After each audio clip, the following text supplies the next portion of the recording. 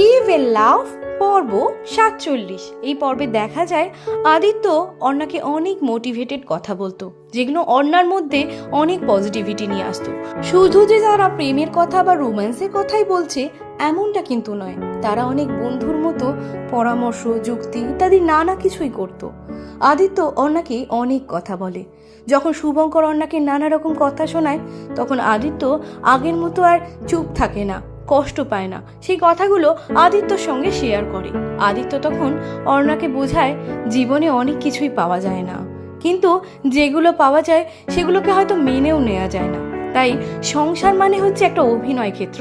আমরা কিন্তু সংসারে সবাই অভিনয় করছি, যে যত মানিয়ে নেওয়ার অভিনয় করছে সে ততই সুখী।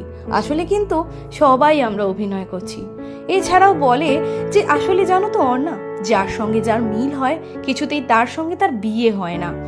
কারণ যদি মিল হওয়া মানুষটার সঙ্গে বিয়ে হতো তাহলে তো তারা আরো সুখী হতে পারত। ভগবান তো সবাইকে সুখী করতেই চায় না, সেই জন্যই তো আজ তাদের এত মনের মিল থাকা সত্ত্বেও তারা একে অপরকে কাছে পেলেও তারা একে অপরের জীবন সঙ্গী হতে পারেনি। হয়তো জীবন সঙ্গীটা পরের জন্মের জন্য তোলা আছে।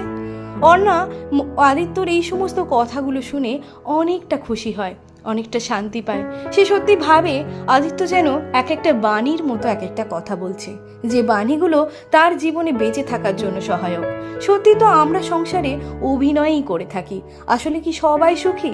আমরা যারা হেসে খুশে ফটো তুলছি তারা কি সত্যি আসলে একটা সময়ও দুঃখ পায় না?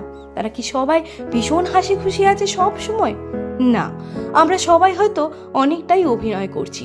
আর যে যত বেশি ভালো অভিনয় করছি লোকে দেখে তাকে ভাবছে সে তত হয়তো খুশি আছে।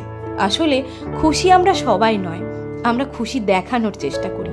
সত্যি আদিত্যর সব কথাগুলোই যেন অসম্ভব সুন্দর, মনে অসম্ভব ভরসা যোগায়, মনে জোর বাড়ায়। সেই জন্য সেই কথাগুলোকে জীবনের এক একটা ধ্রুব সত্য বলে মেনে নেয় এবং শুভঙ্করের সাথে সেরকম অভিনয় করে সংসার করছিল সেভাবেই করতে থাকে। কারণ অর্ণার পুরো মন জুড়ে তো এখন শুধু আদিত্য, তাই জন্য শুভঙ্কর তাকে কিছু বললো কি না বললো তাতে তার আর কোনো যায় আসে না। শুভঙ্করও দেখে যে অর্ণার বেশ পরিবর্তন হয়েছে। অর্ণা এখন তাকে আর বেশি জ্বালায় না, খুঁচিয়ে কথাও বলে না, বেশি ঘাঁটায় না, সে তার নিজের জগতে দিব্যি আছে। কিন্তু অর্ণার এই পরিবর্তনের কারণ শুভঙ্কর খুঁজতে চায় না। শুভঙ্কর তার নিজের কাজ নিয়েই ব্যস্ত। বরাবরই শুভঙ্কর একটু আনরোম্যান্টিক মানুষ, সেই জন্য অর্ণার কি হলো না হলো তাতে শুভঙ্করের তেমন একটা কিছু যায় আসে না। আসলে শুভঙ্কর তো অর্ণার মনের হদিশই কোনোদিনও রাখেনি, শুধু কষ্ট দিয়ে কথা বলতেই জানে, ভালোবেসে কোনোদিন ডাকেইনি অর্ণাকে।